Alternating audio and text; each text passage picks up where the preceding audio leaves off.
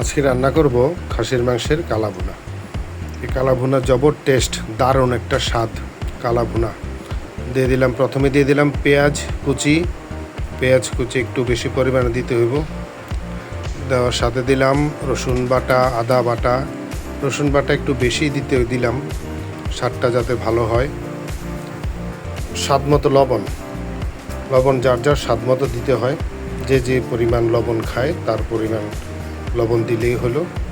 হলুদের গুঁড়া, মরিচের গুঁড়া দিলাম।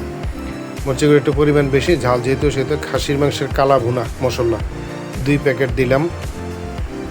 রেডিমেড মশলাই পাওয়া যায় বাজারে। দিয়ে দিলাম সয়াবিন তেলের সাথে দিলাম স্বাদের জন্য, স্বাদ বাড়ানোর জন্য সরিষার তেল। এবার সবগুলো একসাথে ভালো করে মিশিয়ে যাতে প্রতিটি মাংসে যাতে মশলার সাথে মিশে যায়। কিছু টমেটোর সস দিলাম। দেওয়ার পরে আবার ভালো করে মিশিয়ে নিলাম। ভালো করে মেশানোর পরে মেরিটেশনের জন্য 30 মিনিট মেরিটেশনের জন্য দিয়ে দিলাম। এরপরে ডেকে মাংস চাপিয়ে দিলাম। রান্না শুরু হয়ে গেল।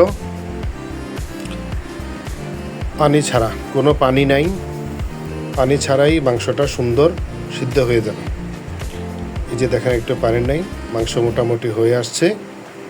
দারুণ কালার একটা চলে আসছে, সিদ্ধ পরিমাণ মতো হয়ে যাচ্ছে। খুব দারুণ সুঘ্রাণ বের হচ্ছে। এরপর একটা গরম মশলার প্যাকেট দিলাম যাতে স্বাদটা যাতে একদম পারফেক্ট হয়। কিছু ফোড়নের জন্য কিছু শুকনো মরিচ দিলাম, সাথে রসুন কুচি দিয়ে লাল লাল করে ভেজে নিতে হবে যাতে একটা সুঘ্রাণ বের হয়। মাংসের কালা ভুনা মশলার দারুণ স্বাদটাই কিন্তু এই বাগারের উপর নির্ভর করে। এরপরে কিছু পেঁয়াজ কুচি সাথে দিলাম।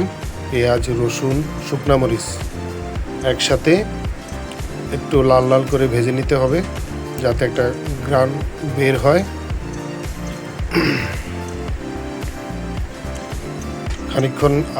খানিকক্ষণ ভেজে নিতে হবে। ভেজে নেওয়ার পরে কিছু মাংস ডেক থেকে তুলে মিশিয়ে নিলাম, সাথে এই বাগারের মধ্যে মিশিয়ে নিলাম। এরপরে ডেকে দিয়ে দিলাম।